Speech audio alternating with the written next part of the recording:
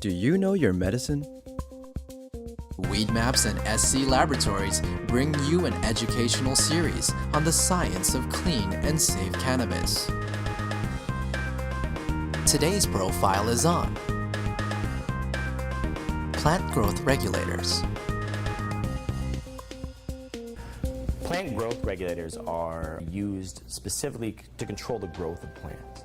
For example, PG&E will use plant growth regulators to stop the vertical growth of trees growing into power lines. Most plant growth regulators have been banned in the United States for several years now for food crops. They're still perfectly legal to use on ornamentals and in other crops, but the problem is some of those plant growth regulators have found their way into the hydroponics industry. In this industry, they're being used because people feel it's sort of a cheat. It's an easy additive with which to add weight to a crop.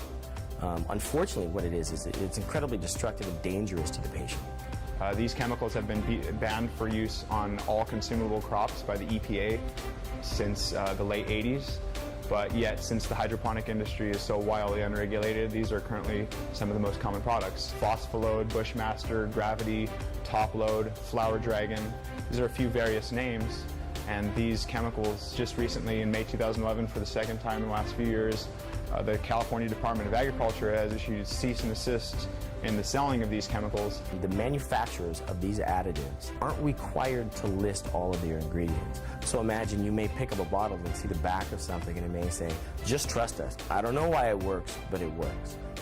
That sort of misleading and almost propaganda-like BS is creating a situation where you're using a product unknowingly. You may think you're doing a service, but in fact you're spreading poison.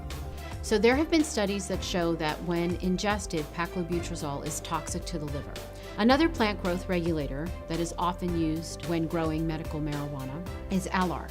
And alar is already well known to be a possible carcinogen to humans. This chemical actually breaks down into a secondary metabolite, which is in fact even more toxic.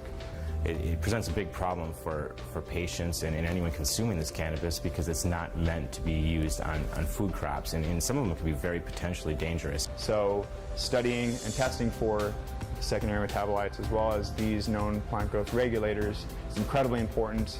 SC Labs tests for plant growth regulators in cannabis plants using high-performance liquid chromatography using a mass spectrometer as a detector. It's very similar to our pesticide and our fungicide test.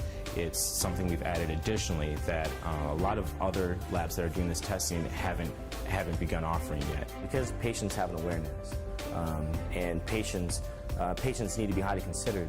I believe that it's pertinent that they know that the medicine's been tested by somebody who's both reputable and who's both reliable.